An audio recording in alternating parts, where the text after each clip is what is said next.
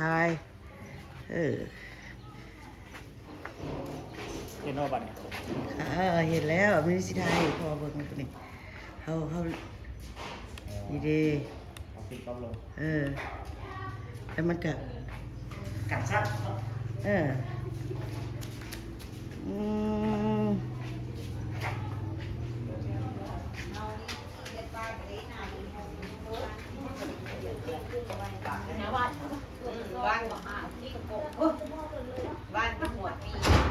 เรียกเอามาเทามาพ่อดูนี่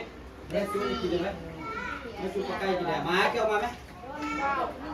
เร็ว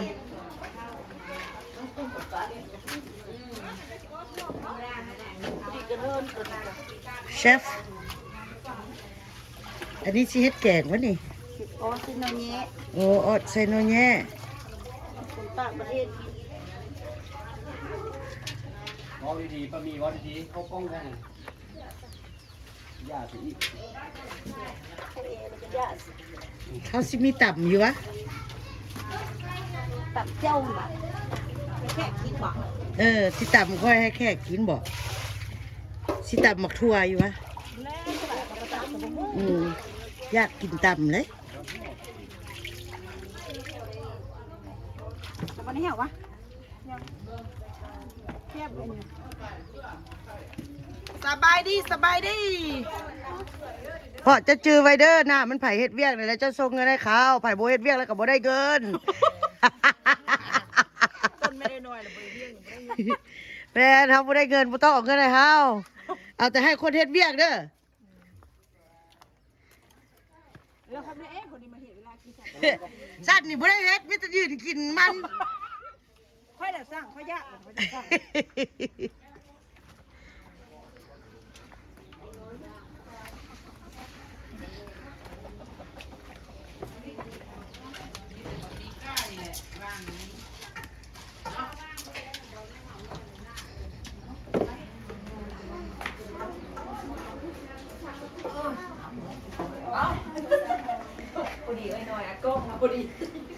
แกงค่ะอยู่จริงตีขาอยู่นี่ก็บอกกันยังว่าอร่อยไหมเนี่ยก็ยังเอาก็ยังว่าเราหัวต่างประเทศให้เฮาเด้อจะโสดบ่โอ้ยบ่เชื่อ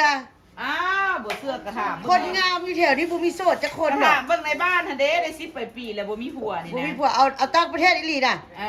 เอาฝรั่งดักโมนี่ฝรั่งขี้นกนี่เนาะเอาสิซอให้เขานำก้นดูได้เขาบ้าได้ค่อยโสดก้อนอีหมีอีกอีหมีโสดน้ำหลังค่อยมันยังค่อยยังไม่ได้เอาหัวอยู่มันยังสิเอาหัวใหม่เลยอีหมีเพื่อนเดียวนี่ซะอายุรุ่นราวคราวเดียวกัน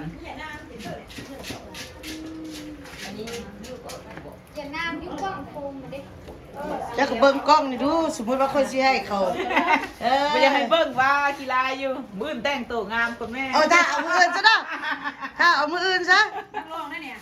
นักร้องวะนี่น่ะนักร้องให้ขายง่ายด้วยน่ะจักนักร้องจักในครูติเราเป็นอาจารย์ก็ดีนะเจ้าเป็นอาจารย์ข้อยกับอาจารย์คือกันข้อยก็เป็นครูสอนต่อข้อยก็เป็นในครูสอนประถมดอกประถมวะก็จะไปมอบข้าวเปียกปี5อีแบ่นี่เป็นเนาะเจ้านี่เนาะจะมาแต่ละปีก็ยังว่าจะมาปีใดก็ยังงามอยู่คือเก่าอันนี้ไม่กล้าเอ้ยเรื่องนอนแล้ว